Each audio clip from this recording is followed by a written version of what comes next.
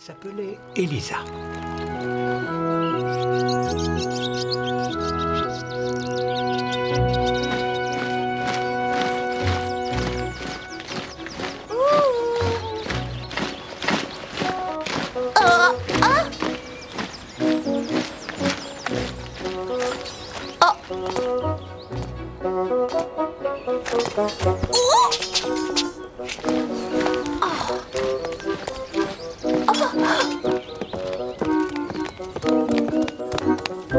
Les petits princes écrivaient avec des crayons en diamant sur des ardoises en or.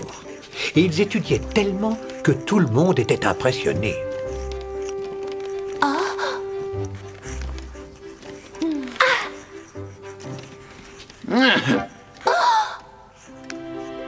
Pendant ce temps-là, assise sur un coussin fait de la plus fine soie venant de Chine, Elisa lisait un livre d'images qui valait au moins la moitié d'un royaume. Et tous ses enfants étaient évidemment très heureux.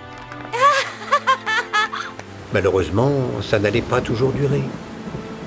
Le roi se sentait bien seul depuis des années à la suite de la mort de la mère des enfants. Une puissante sorcière lui avait jeté un sort. Vive la reine! Et il allait devenir sa nouvelle reine. Et je vous déclare unis par les liens du mariage. Vous pouvez embrasser la mariée, votre majesté. Oh oui. Bien, et maintenant, il est temps de rencontrer vos nouveaux enfants. Quoi? Et je croyais que vous vouliez me montrer en premier vos trésors les plus précieux. Mais ce sont mes enfants qui sont mes biens les plus précieux. Bien sûr. Oui, c'est ce que je voulais dire. Mais attendez donc, mon très cher, la rencontre entre ces petits anges et leur nouvelle maman est un moment très particulier, très intime. Vous voyez, je préfère y aller toute seule et faire en sorte que les enfants me découvrent par eux-mêmes. Oh, mais bien sûr, faites. Ne vous préoccupez plus de rien. Je vais désormais consacrer la totalité de mon temps à surveiller et à éduquer votre progéniture. Vos enfants seront mes enfants à présent.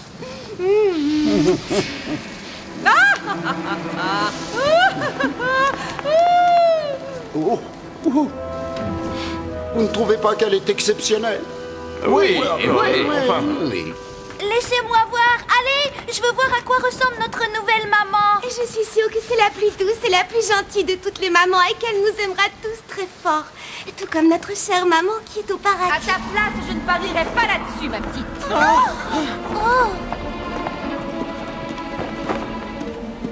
Est-ce que c'est vous, notre nouvelle maman? Seulement en apparence, cher enfant. Eh bien, regardez-moi ça. Alors, c'est donc à ça que ressemble une douzaine d'enfants? Voici donc les précieux petits chéris du roi. Est-ce que Père vous a chargé de nous accompagner à la fête? Ne soyez pas ridicules, voyons. Je ne veux pas vous voir courir comme des fous et m'importuner devant tous mes invités. Mais il y aura plein de gâteaux et aussi plein de fruits. Maman, elle nous laissait toujours goûter aux gâteaux les plus délicieux. Des gâteaux? Mais je vais vous en donner. Et voilà une part de gâteau.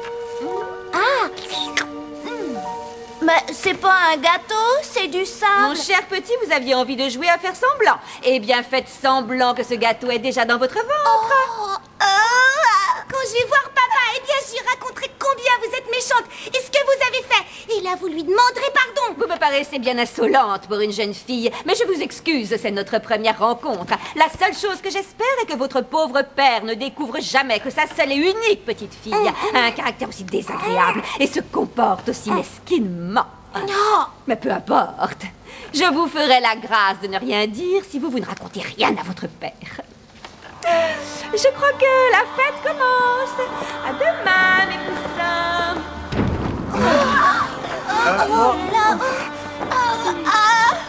Une semaine plus tard, la méchante reine envoya la petite Elisa à la campagne, vivre chez un fermier et sa femme. Allez, ne pleurez pas, petit frère. On va la revoir très bientôt. Ça, c'est ce que vous croyez. Comment osez-vous éloigner notre sœur? Je demande à voir mon père. Rendez-vous compte, ça fait tellement de bouches inutiles à nourrir matin et soir. Comment une pauvre mère est-elle censée s'en sortir? Eh bien, je crois qu'il est temps que vous arrêtiez d'être un tel gouffre financier pour votre cher et tendre papa. Son argent est à présent mon argent. Toute sa fortune est mienne. Allez-vous-en, loin d'ici!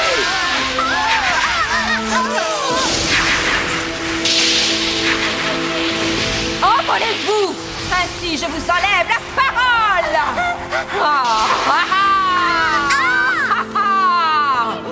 Oust! Voilà, c'est bien.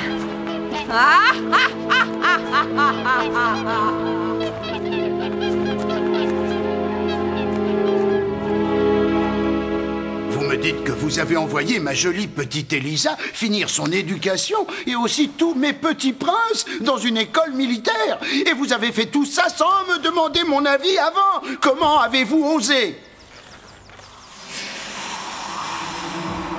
Ah, si seulement vous aviez vu comme ils étaient cruels avec moi et aussi très insolents. Ils ne m'aimaient pas, vous auriez fait exactement la même chose, Majesté. Oui, mais j'ai quand même du mal à le croire. Ces enfants sont si gentils, ils n'auraient jamais eu ce genre de comportement, hein. Tout particulièrement ma douce et tendre fille Elisa. Oh. Douteriez-vous de ma parole, mon cher époux? Oh, vous aviez pourtant juré de me chérir et de me respecter. Ne pleurez pas, je vous en prie. Veuillez me pardonner, je suis persuadé que vous avez eu raison. Tout ce que vous faites est merveilleux. Oh, mais faites attention de ne jamais l'oublier, chérie.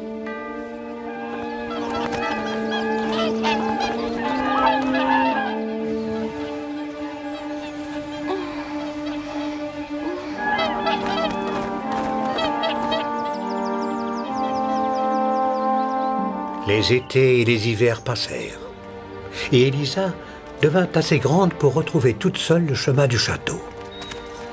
Halt! Arrêtez! Qui va là? Mais c'est moi, la princesse Elisa. Je souhaiterais voir mon père, votre roi. Attendez ici, je vais en informer la reine. Personne n'a le droit de voir Sa Majesté le roi avant que la reine en donne l'autorisation. Elisa! Que c'est bon de vous revoir après tout ce temps. Votre père va être drôlement content de vous serrer dans ses bras. Et regardez-moi ça, vous êtes devenue une vraie beauté. Oh, et vous êtes un peu trop jolie d'ailleurs. Comment vont mes frères? Oh, si vous saviez ce qu'ils m'ont manqué. Chaque chose en son temps, mon enfant, chaque chose en son temps. Suivez-moi. Il est hors de question que vous vous présentiez à votre père dans cette tenue. Je veux que vous ayez l'air d'une princesse sortie d'un conte de fées. Et voilà! Je vous trouve vraiment métamorphosée. Est-ce que je pourrais avoir un miroir, mère? Comme ça, je pourrais admirer la charmante princesse que vous avez fait de moi. Oh, ce n'est pas la peine. Une jeune fille aussi ravissante que vous n'a vraiment pas besoin de se rassurer devant une glace. C'est tout. Eh bien, ma chère, où est-elle? Cette fille qui prétend être la princesse Elisa que je n'ai plus vue depuis si longtemps. Laissez-moi la voir. Est-ce que vous avez perdu la tête? Vous voulez vous moquer de moi? Pour commencer, vous me racontez que tous mes délicieux enfants se sont perdus en pleine mer et aujourd'hui, ça? Oh! Tous mes frères se sont perdus en pleine mer. Oh. Écoutez-moi, jeune fille, il est temps que cesse cette mascarade. Sortez immédiatement de mon royaume. Partez avant que je ne vous fasse trancher la tête pour avoir usurpé l'identité de la princesse Elisa, ma petite fille. Et pour avoir essayé de briser le cœur de son pauvre père désespéré.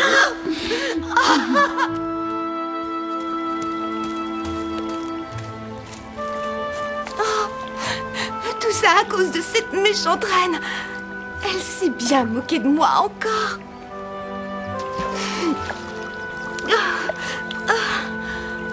De toute façon, à quoi ça sert? Je ne retrouverai jamais le chemin pour retourner au royaume. Bonjour, jeune fille. Pourquoi est-ce que tu es si triste? Mon cœur est brisé en 1000 morceaux. Il y a des années, j'étais encore une princesse. Et j'avais aussi la chance d'avoir 11 frères merveilleux. Mais aujourd'hui, je me retrouve toute seule. Et j'ai bien peur de ne plus jamais revoir aucun de mes frères. Tu m'as bien dit que tu avais 11 frères. Non, il est déjà assez rare de rencontrer un seul prince dans ce coin perdu de la forêt. Alors 11 princes, ça me semble impossible. Ça me rappelle que l'autre jour, j'ai aperçu 11 cygnes. Ils avaient une jolie couronne sur leur tête. Voilà encore quelque chose qu'on ne voit pas arriver tous les jours dans le coin. Vous avez dit 11 cygnes? Et ils portaient tous une couronne, où sont-ils? Ils descendaient la rivière en direction de la mer. En cette saison, ils vont toujours au même endroit à l'heure où le soleil se couche. Je vous remercie. Oh, oui, merci beaucoup.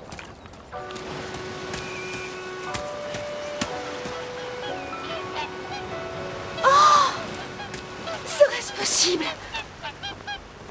9, 10, 11.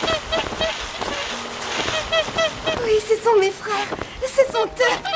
Mais... oh, c'est bizarre, on dirait qu'ils n'ont toujours pas grandi depuis que je les ai quittés.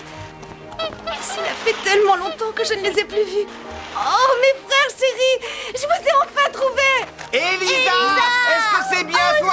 Elisa, C'est notre Elisa. Oh. ouais.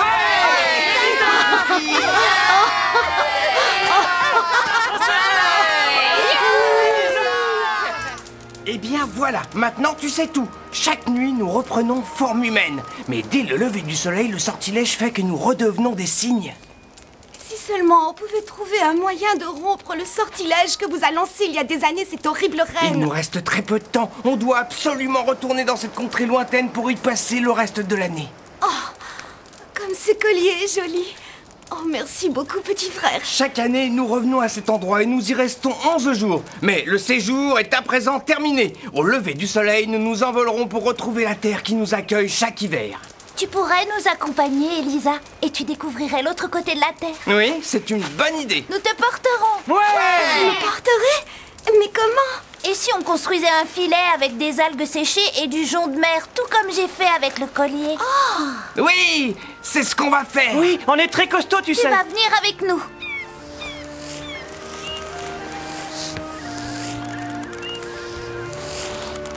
Et voilà, on a terminé le filet juste avant le lever du soleil. Tiens-toi bien, d'accord, Elisa?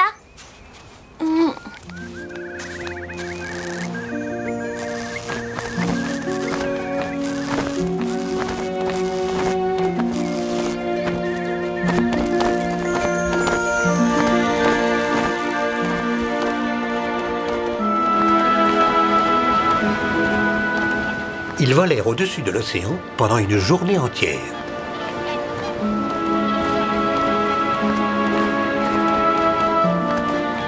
Oh non! Le soleil va bientôt se coucher.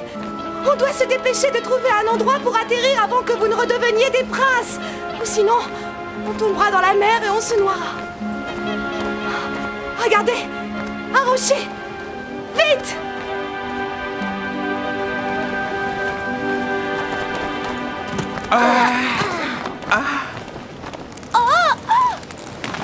Tu ne risques plus rien, petit frère. Je suis avec toi. Mais qu'est-ce qu'on va faire? Je suis épuisée. Nous allons tous nous reposer car demain une longue et difficile journée nous attend. Oui, tu as raison. Et je vais vous chanter une petite berceuse.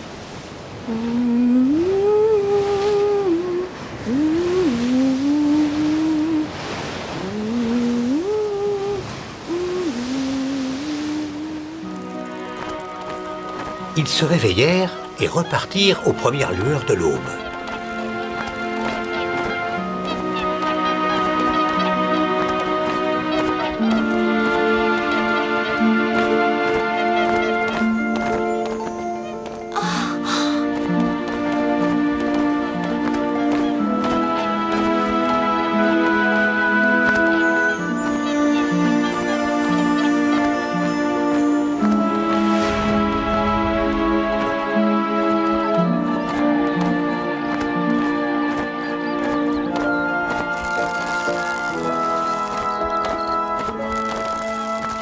Mais où sommes-nous? Voici la grotte dans laquelle nous vivons le reste de l'année. Et à présent, c'est aussi ta maison, Elisa. Bienvenue. Je pense avoir rêvé pendant que nous volions. J'ai cru apercevoir un magnifique palais qui flottait dans le ciel par-dessus les nuages. Cet endroit est bien réel, tu n'as pas rêvé. C'est le monde où vivent les fées. Ce palais se situe entre la réalité et nos rêves. Tu vas sûrement rêver de ce palais cette nuit et tu feras la connaissance de la reine des fées. Eh bien, j'espère que ce que tu dis est vrai et qu'on ouvrira les portes du palais dans les nuages. Qui sait, j'y trouverai peut-être le moyen de vous sauver.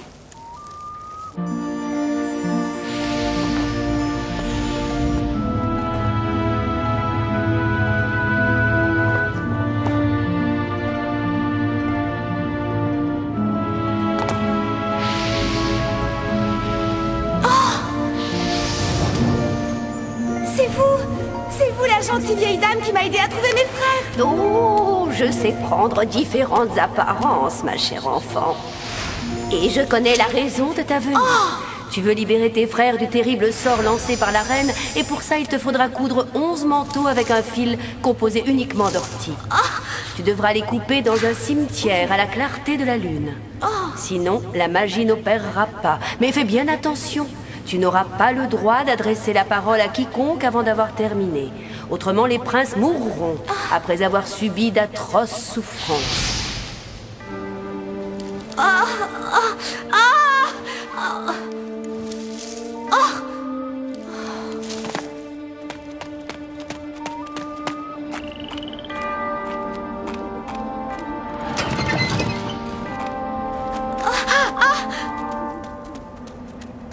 Elle alla arracher les plus terribles orties qui lui firent d'affreuses brûlures sur les mains et sur les bras.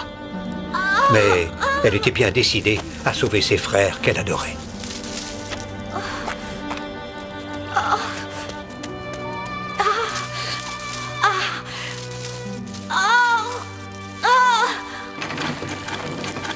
Elisa, mais qu'est-ce que tu es en train de faire? Pourquoi tu ne parles plus? Attendez, moi je crois savoir. Tu as dû voir dans tes rêves le moyen de rompre le sortilège de la reine, n'est-ce pas? Et tu dois rester muette jusqu'à ce que ton ouvrage soit terminé. Regardez, ses pauvres mains sont blessées et elle fait tout ça juste pour nous sauver. Oh, Elisa a beaucoup de courage. L'un des vêtements était presque terminé, quand tout à coup...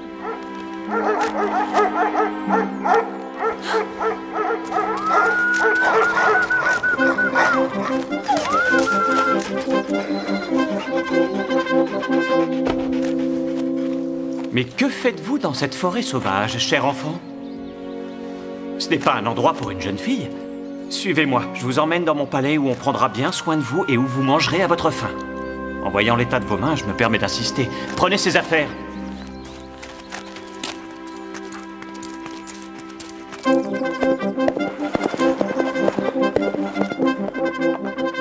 J'ai voulu qu'on recrée la grotte dans laquelle vous viviez. Comme ça, vous vous sentirez plus à l'aise. Oui, et voici l'ouvrage auquel vous tenez tant.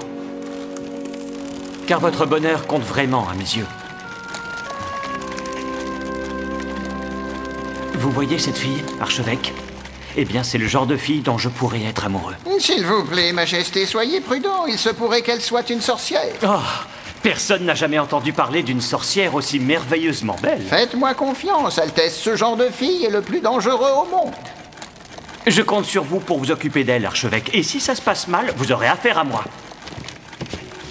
Je ne sais pas à quel petit jeu vous jouez, jeune fille, mais je compte bien le découvrir. Personne ne doit compromettre mon influence sur le roi. Personne! Et Elisa se mit à travailler pour sauver ses frères. Et même si elle ne lui adressait pas la parole, le génial roi tomba amoureux d'elle. Oh. Et de son côté, elle tomba amoureuse de lui.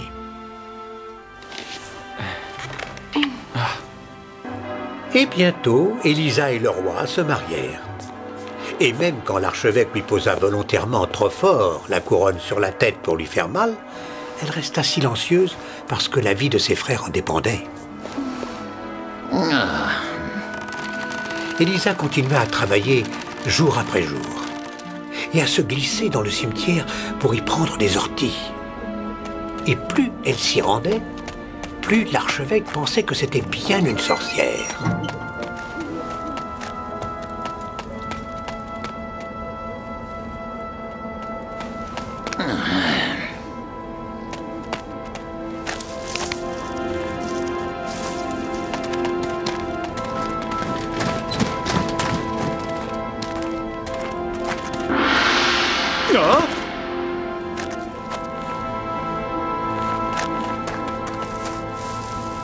Oh. Non, c'est impossible. Pas ma délicieuse épouse. J'ai bien peur que si, votre majesté. Dès que la lune éclaire la nuit, elle court en direction du cimetière invoquer les esprits des défunts. Et elle arrache les herbes qui sortent des tombes pour réaliser des sortilèges et des potions. Alors, si ça ne vous prouve pas qu'elle est une sorcière, je jure, oui, je jure d'avaler une de mes pantoufles.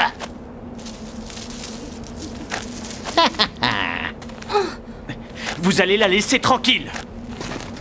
Parle-moi et dis-leur la vérité. Je t'en prie. Dis-leur que tu n'es pas une sorcière. Allez.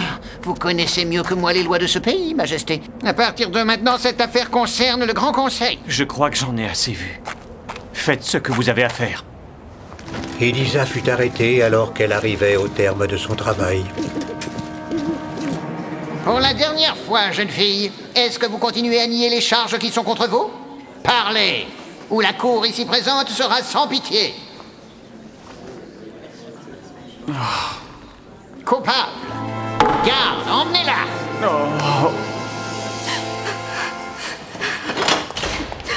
Voilà, sale sorcière. J'espère que vos précieux petits manteaux vous tiendront bien chaud pour votre dernière nuit.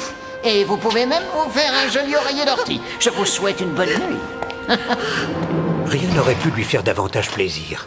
Elisa se remit tout de suite au travail parce que le temps était compté. Le châtiment d'Elisa devait avoir lieu dans la matinée. Mais elle ne perdit jamais espoir parce que son travail était presque terminé et qu'elle savait que ses frères n'allaient plus tarder. Oh, regardez, c'est elle! Tous les habitants de la ville s'étaient rassemblés pour voir le châtiment de la misérable. Et même sur le chemin du bûcher, Elisa n'arrêta pas de travailler. Il ne lui restait que le 11e vêtement à terminer.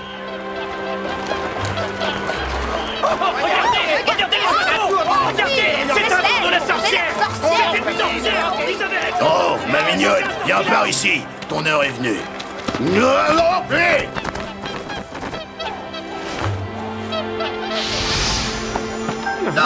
Attendez-vous tous, écoutez-moi. Voici notre sœur, Elisa. Elle est aussi votre reine. Elle est innocente. Regardez, un rosier. Un miracle. C'est un miracle. Arrêtez-le. Arrêtez-le.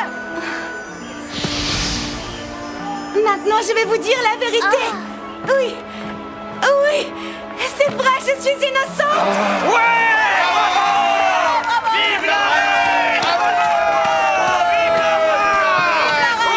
Je savais que vous étiez innocente, je le savais. Comme je suis content. Oui, comme on dit, tout est bien qui finit bien. Ne vous inquiétez pas, archevêque. Je vais demander au chef des cuisines de vous préparer une sauce délicieuse.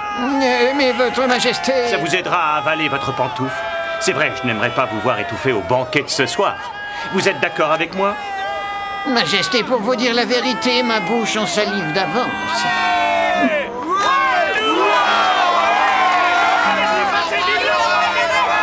Pardon, petit frère, je suis désolée. Je n'ai pas eu le temps de finir la manche de ce manteau. C'est pas grave du tout, ma chère Elisa. Je suis déjà tellement heureux d'être à nouveau un prince à la lumière du jour. Dis-moi, on sera toujours réunis? Oui. Oui. Hors de ma vue! Ma petite Elisa,